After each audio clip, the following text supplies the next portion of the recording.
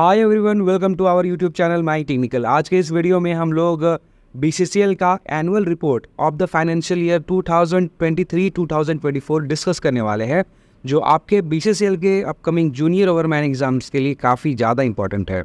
इस वीडियो में हम लोग एनुअल रिपोर्ट के ऊपर कुछ एमसीक्यू क्वेश्चंस भी डिस्कस करेंगे, जो अगेन आपके लिए काफ़ी ज़्यादा इंपॉर्टेंट हो सकते हैं in your upcoming BCCL junior ओवरमैन examination. तो चलिए वीडियो स्टार्ट कर लेते हैं। सबसे पहले बात करते हैं कि बीसीसीएल का विज़न एंड मिशन जो है वो क्या है। तो बीसीसीएल का विज़न है कि वो प्राइमरी एनर्जी सेक्टर में एक ग्लोबल प्लेयर बने और हमारे देश को एनर्जी सिक्योरिटी प्रोवाइड करे। ये विज़न अचीव करने के लिए कंपनी इन्वायरमेंटली और सोशली सस्टेनेबल ग्रोथ की तरफ कमिटेड रहेगी और बेस्ट प्रैक्टिसेस फॉलो करेगी from mine to the market. वही अगर बात करें बीसीसीएल के मिशन की, तो बीसीसीएल का मिशन है कि वो प्लान्ड वे में प्लान्ड क्वांटिटी ऑफ कोल और कोल के प्रोडक्ट्स इफ़िशेंटली और इकोनॉमिकली प्रोड्यूस भी करें और साथ ही साथ मार्केटिंग भी करें, और ये सब एक इको फ्रेंडली तरीके से किया जाए और साथ ही साथ सेफ्टी, कंजर्वेशन और क्वालिटी का भी ध्यान रखा जाए। तो ये इसके मिशंस हैं। नेक्स्ट बात कर लेते हैं हिस्ट्री ऑफ बीसीसीएल के बारे में। बीसीसीएल का इतिहास के बारे में कुछ इंपॉर्टेंट जो डेट्स हैं या कुछ फैक्ट्स हैं उसको डिस्कस करते हैं। तो सबसे पहला जो इम्पॉर्टेंट डेट है वो 1 जनवरी 1972 है, क्योंकि इसी डेट को बीसीसीएल का इनकॉर्पोरेशन यानी गठन हुआ था। ये कोल इंडिया लिमिटेड की पहली सब्सिडरी भी कही जाती है। और इस बीसीसीएल में सबसे पहला जो वॉशरी इंस्टॉल हुआ था वो हुआ था 1961 में दुग्धा वन आपको नाम याद रखना है, क्योंकि दुग्धा 2B वॉशरी है। तो अगर आपसे पूछा जाता है कि बीसीसीएल की पहली वॉशरी कौन है, तो आंसर क्या होगा? दुग्धा वन होगा। इसके साथ 1987 और 1988 में बीसीसीएल में पहली बार पूरे कोल इंडिया लिमिटेड में बीसीसीएल में ही Katras mine, east Katras mine में सबसे पहली बार ब्लास्टिंग गैलरी मेथड इंट्रोड्यूस किया गया था। इसके अलावा 2014-15 के फाइनेंशियल ईयर में बीसीसीएल को मिनी रत्न का भी स्टेटस जो है वो अवार्ड किया गया था। ये जो आखिरी जो इम्पोर्टेंट फैक्ट है वो है बीसीसीएल के बारे में कि पूरे भारत में सबसे पहला मैकेनाइज्ड पावर सपोर्ट, जिसको हम लोग PSLW भी कहते हैं, पावर सपोर्ट लॉन्ग वाल, सबसे पहला मैकेनाइज्ड पावर सपोर्ट पूरे कोल इंडिया में या पूरे भारत में कहाँ इंट्रोड्यूस किया गया था? तो वो इंट्रोड्यूस किया गया था 1978 में मुनी डी माइन ऑफ बीसीसीएल में। इसको भी आपको याद रखना। चलिए, तो ये तो हो गया हिस्ट्री के बारे में। अभी नेक्स्ट कुछ क्वेश्चंस के बारे में डिस्कस कर लेते हैं। ये वैसे क्वेश्चंस है जिसका आंसर अगर आप ये पूरा वीडियो देखते हैं तो आपको पूरा आंसर मिल जाएगा, पर मैं चाहता हूँ कि अभी आप जब वीडियो देख रहे हैं अगर आपको पता है तो प्लीज़ आप सभी के आंसर जो है question number 1 through question number 5 के आंसर आप कमेंट में लिखें।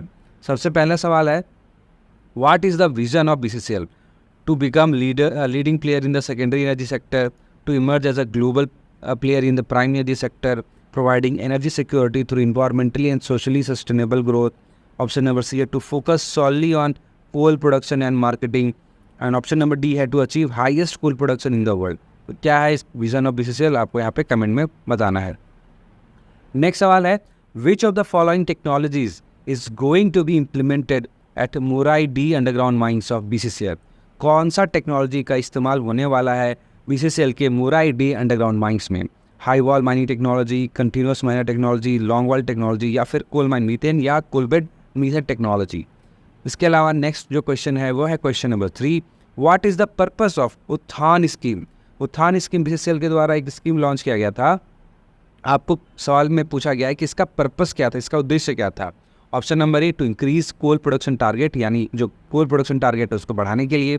ऑप्शन नंबर बी है to provide career advancement opportunities for unskilled and semi skilled worker, यानी बीसीसीएल के जो अनस्किल्ड या सेमी स्किल्ड वर्कर हैं उनका कैरियर जो एडवांसमेंट का जो अपॉर्चुनिटी है वो प्रोवाइड करने के लिए उत्थान स्कीम लॉन्च किया गया है। ऑप्शन नंबर सी है to reduce the number of fatal accident in the mines, यानी नंबर ऑफ फैटल एक्सीडेंट जो खदान में हो रही हैं बीसीसीएल के उसको रिड्यूस करने के लिए उत्थान स्कीम लाया गया है। या फिर ऑप्शन नंबर डी है to implement new mining technologies, यानी नया माइनिंग जो तकनीक है उसको लागू करने के लिए मिशन उत्थान या जो स्कीम उत्थान है वो लाया गया है। क्या है इसका सही उत्तर, आप कमेंट में कर सकते हैं। वैसे अगर आप पूरा वीडियो देख लेते हैं तो सभी सवाल के आंसर आपको पता चल जाएंगे।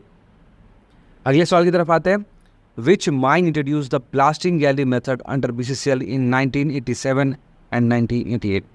वित्तीय वर्ष 1987-88 में BCCL का कौन सा माइंस में सबसे पहली बार blasting gallery method of working introduce किया गया था? Dugdha 1, east Katras mine, Munidih mine या फिर सुदाम डी माइन? आपको आंसर कर देना है। एंड जो लास्ट सवाल है वो ये है कि which mine of BCCL has dragline? अभी फिलहाल BCCL के कौन से माइन में ड्रैग लाइन ऑपरेशनल है? फुटकी बलिहारी mines, KTST mines, Govindpur mine या सिजुआ माइन? क्या होगा सही उत्तर? आप कमेंट में बता सकते हैं। तो ये वो कुछ क्वेश्चंस के बारे में अभी हम लोग डिस्कस करते हैं कि कंपनी का जो हेडक्वार्टर है, BCCL का जो हेडक्वार्टर है वो कहाँ पर है। तो देखिए उसका नाम है कोयला भवन और ये सिचुएटेड है धनबाद। धनबाद कहाँ पे? झारखंड में है। नेक्स्ट अभी हम लोग बात करते हैं इसके CMD कौन है। तो इसके CMD है श्री समीरन दत्ता। आप देख सकते हैं ये CMD है ऑफ BCCL। नेक्स्ट बात करते हैं board of director. Board of director में कौन कौन से हैं? तो सबसे पहले देखते हैं director technical project and planning जो है वो है S Nagachari, Shri S Nagachari. Director personal के बारे में बात की जाए तो वो है श्री मुरली कृष्णा रमैया।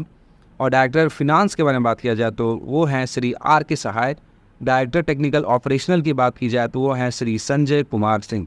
ये बोर्ड ऑफ डायरेक्टर आपको याद रखना है क्योंकि एग्जाम में पूछा जा सकता है कि अभी फ़िलहाल में डायरेक्टर पर्सनल कौन है, डायरेक्टर फिनांस कौन है, डायरेक्टर टेक्निकल ऑपरेशनल कौन है, director technical project and planning कौन है। ये आपको याद होना चाहिए। नेक्स्ट हम लोग बात करते हैं कंपनी के प्रोफाइल के बारे में। तो सबसे पहले बात करते हैं ऑपरेटिंग स्टेट। ये कौन से स्टेट में जो है ऑपरेट करता है? तो वो झारखंड में ऑपरेट करता है और बेसिकली वो धनबाद डिस्ट्रिक्ट में ही जो है ऑपरेट करता है। अगर पूछा जाता है कि BCCL में टोटल कितनी एरियाज़ हैं तो आपको आंसर देना है कि टोटल इसके 12 एरियाज़ हैं। Barora area, Bastacolla, block 2, Govindpur, Katras, Kusunda, Lodhna, PB यानी पुटकी बलिहारी पुटकी बलिहारी एरिया होगा, Sijua area, east Jharia area, west Jharia area और CV एरिया। ठीक है, चांच विक्टोरिया पहले नाम था, अभी इसको सेंट्रल बिहार कर दिया गया है। तो ये टोटल 12 जो है वो एरियाज़ हैं ऑफ BCCL। ठीक है, लेकिन कभी कभी सवाल में जो है आपका जो आंसर हो 13 भी हो सकता है कि टोटल जो एरिया है BCCL का वो 13 है। वो कब होगा? जब अगर क्वेश्चन में लिखा हुआ है कि इंक्लूडिंग वासवी डिवीज़न टोटल कितने एरिया है BCCL में, तो आपको आंसर देना है 13। अगर कुछ नहीं लिखा हुआ है इसका मतलब आपसे पूछा जा रहा है कि टोटल नंबर ऑफ एरियाज़ कितना है। कंपनी की वेबसाइट पर भी अगर आप जाते हैं और वहाँ पे कंपनी में अगर आप एरियाज चुनते तो वहाँ पर भी आपको सिर्फ ये 12 एरिया जो मैंने बताया वही वहाँ पे मेंशन है। लेकिन अगर आपसे सवाल में पूछा जाता है, ठीक है, what is the total number of operating areas including Vasavi division, तब आपको बोलना है कि 13 एरिया है। नेक्स्ट अभी बात करते हैं वॉशरीज़ के बारे में। तो देखिए BCCL में टोटल 8 वॉशरीज़ हैं। दुग्धा 2, भोजोडी, मुनिडी, महुदा, मधुबन ओल्ड, दहीबारी और पाथर D1 एंड मधुबन NLW। तो ये यहाँ पर आपको ये ध्यान देना है कि जो फर्स्ट जो 5 वॉशरीज़ हैं वो BCCL ऑपरेट करता है और बाकी जो 3 जो वॉशरीज़ हैं दहीबारी, पाथर D1 और मधुबन न्यू वॉशरी, तो ये BOM मॉडल के अंतर्गत ये ऑपरेट होते हैं, यानी बिल्ड ऑपरेट, ठीक है, एंड मेंटेन, ये मोड के थ्रू जो है ये वॉशरी ऑपरेट होते हैं। नेक्स्ट अभी हम लोग बात कर लेते हैं ऑपरेशनल स्टैटिस्टिक्स के बारे में। काफ़ी ज़्यादा इंपॉर्टेंट है। ऑपरेशनल स्टैटिक्स में जब सबसे इंपॉर्टेंट जो की अट्रैक्शन आपको याद रखना है कि टोटल जो प्रोडक्शन हुआ था 2023-24 के फाइनेंशियल ईयर में वो कितना हुआ था, तो वो हुआ था आपका 41.10 मिलियन टन। टारगेट कितना था, तो टारगेट था 41 मिलियन टन का। इसने अचीव कितना किया है, 41.10 लगभग मिलियन टन ये कोयला का प्रोडक्शन किया है। इसमें से 39.109 million tonne non coking coal और 1.987 कोकिंग कोल का प्रोडक्शन हुआ है। इसके बाद अगर हम लोग बात करें ओवरबर्डन रिमूवल की कि कितना वो भी हटाया गया है, तो वो हटाया गया है 149.28 मिलियन क्यूबिक मीटर। अगर कोल ऑफटेक की बात की जाए तो वो हुआ है 39.27 मिलियन टन। और कंपनी में जो एवरेज मैन पावर है, ये डेट कहाँ तक मैं ले रहा हूँ, ये एवरेज मैन पावर को मैं डेट ले रहा हूँ 31 मार्च 24 तक। या जो एवरेज मैन पावर था वो कितना था, 35,479। लेकिन अगर पूछा जाए कि 31 मार्च 2024 तक टोटल मैन पावर कितना था, तो 33,920। अगर एवरेज मैन पावर लिखा हुआ है तो आपको बताना 35,479। और अगर सिर्फ टोटल मैन पावर लिखा हुआ है तो आपको बताना है 33,920। अगर प्रोडक्टिविटी की बात की जाए, OMS की बात की जाए, आउटपुट पर मैन पर शिप, और वो ओवरऑल बात किया जाए कि ओवरऑल कितना प्रोडक्टिविटी है, तो वो है 5.89 टन्स। अब थोड़ा डिटेल में इसको समझते हैं। तो जो कोयला का जो प्रोडक्शन हुआ है, ठीक है, वो हुआ है 41.10 मिलियन टन, जिसमें से अंडरग्राउंड से कितना प्रोडक्शन हुआ है 0.77 मिलियन टन, और ओपन कास्ट से 40.33 मिलियन टन का प्रोडक्शन हुआ है। अगर मैं बात करूँ ओवरबर्डन रिमूवल की, तो बताया भी जा चुका है कि 149.28 मिलियन क्यूबिक मीटर्स है। ऑफटेक की बात करी जाए तो ऑफटेक टोटल हुआ है 39.27, जिसमें सबसे ज़्यादा कोयला भेजा गया है पावर सेक्टर को, उसके बाद आता है स्टील सेक्टर को, उसके बाद फर्टिलाइजर सेक्टर, उसके बाद अदर 6.89 मिलियन टन। तो टोटल जो ऑफटेक है रॉ कोल का, ठीक है, वो कितना है 39.27। एवरेज मैन पावर कितना है 35,479। और प्रोडक्टिविटी की बात की जाए तो आउटपुट पर मंथ शिफ्ट जो है वो ओवरऑल 5.89 टन्स है। वहीं अगर मैं बात करूँ ओपन कास्ट में कितना प्रोडक्टिविटी है तो 10.05 टन्स, एंड अगर अंडरग्राउंड की बात की जाए तो है 0.26 टन्स। अगर एवरेज पर मैन पर ईयर टन्स के बारे में बात किया जाए, देखिए OMS क्या होता है, आउटपुट पर मैन पर शिफ्ट, यानी एक शिफ्ट में एक आदमी कितना आउटपुट दे रहा है। वहीं जो AMY है यानी एवरेज पर मैन पर ईयर, यानी साल में, ठीक है, एक आदमी लगभग कितना जो है प्रोडक्टिविटी उसका है, तो वो है 1158.45 टन्स। तो ये जो ऑपरेशनल स्टैटिस्टिक्स है वो आपको याद करना है। एग्जाम में बहुत ज़्यादा हाई चांसेस है कि सवाल आपको इसी ऑपरेशनल स्टैटिस्टिक्स से पूछे जाएंगे। नेक्स्ट हम लोग बात कर लेते हैं HAM के पॉपुलेशन से, यानी टोटल जो है हैवी अर्थ मूविंग मशीनरी का पॉपुलेशन कितना है एज ऑफ 31 मार्च 2024। 31 मार्च 2024 तक टोटल कितने HAM हैं BCCL में, ये आपको याद करना है। सबसे पहले याद करना है कि ड्रैगलाइन कितने हैं। तो ड्रैगलाइन देखिए एक है, ठीक है, कौन से माइंस में है, तो वो है north Tisra south Tisra open cast, NTST इसको बोलते हैं, north Tisra south Tisra open cast है। ये लोधना एरिया में आता है और वहाँ पर एक ड्रैगलाइन है, उसका साइज़ क्या है 6/45। ये आपको याद रखना है 6/45, 6 मीटर के ऊपर उसका ये बकेट साइज होगा। बूम लेंथ 45 मीटर है, ये आपको याद रखना है। नेक्स्ट बात की जाए सॉवेल कितनी है, तो सॉवेल 80 है। डंपर कितना है तो 299 डंपर्स है। और डोजर कितना है तो 89 है। ड्रिल मशीन कितना है तो 76 है। तो ये आपको HAM के पॉपुलेशन भी आपको याद होनी चाहिए, इससे भी सवाल बहुत सारा बनता है। नेक्स्ट हम लोग बात करते हैं मैकेनाइजेशन एंड न्यू टेक्नोलॉजीज़, ठीक है, यानी BCCL में मशीनीकरण का क्या अभी स्थिति है और कौन कौन से नए टेक्नोलॉजीज़ जो है BCCL अपनाने वाला है। तो सबसे पहले बात करते हैं लॉन्ग वॉल टेक्नोलॉजीज़ के बारे में, कि मुनिटी में 1978 से लॉन्ग वॉल चल रहा है। तो मुनिटी में यहाँ पे लॉन्ग वॉल माइनिंग चल रहा है, और मोराइडी अंडरग्राउंड माइंस में अंडर इम्प्लीमेंटेशन है लॉन्ग वॉल माइनिंग, यानी कुछ सालों के बाद या कुछ साल, हो सकता है इस साल में या कुछ आने वाले सालों में आपको मोराइडी अंडरग्राउंड माइंस में भी लॉन्ग वॉल माइनिंग होते हुए दिखाई देगा। तो ऑनगोइंग अभी कौन है, मुनिटी है। अपकमिंग कौन है, वो मोराइडी अंडरग्राउंड माइंस है, ठीक है, लॉन्ग वॉल माइनिंग के केस में। अगर कंटिन्यूस माइनर टेक्नोलॉजी के बारे में बात की जाए तो जो है वो under the process of approval है। कौन से माइंस के लिए, प्योर बेनेडी ब्लॉक 2 अंडरग्राउंड माइन। ये जो अंडरग्राउंड माइन है इसमें यह कंटिन्यूस माइनर टेक्नोलॉजी लगने वाला है, ये अभी under the process of approval है। इसके अलावा हाई वॉल माइनिंग टेक्नोलॉजी भी यहाँ पे जो है इंट्रोड्यूस होने वाला है जल्दी। ये कौन से माइंस है, ये है ABOCP। ABOCP का मतलब हुआ amalgamated block 2 open cast project, और एक और ओपन कास्ट है, दोनों में भी लगने वाला है। उसका नाम क्या है, राजापुर ओपन कास्ट माइन, ठीक है। तो अभी SCCL के शारदा प्रोजेक्ट के बाद अभी जो BCCL का जो 2 माइंस अभी है ABOCP और राजपुर OCP, इनमें कमिंग डेज में हाई वॉल माइनिंग से कोयला का उत्पादन किया जाएगा।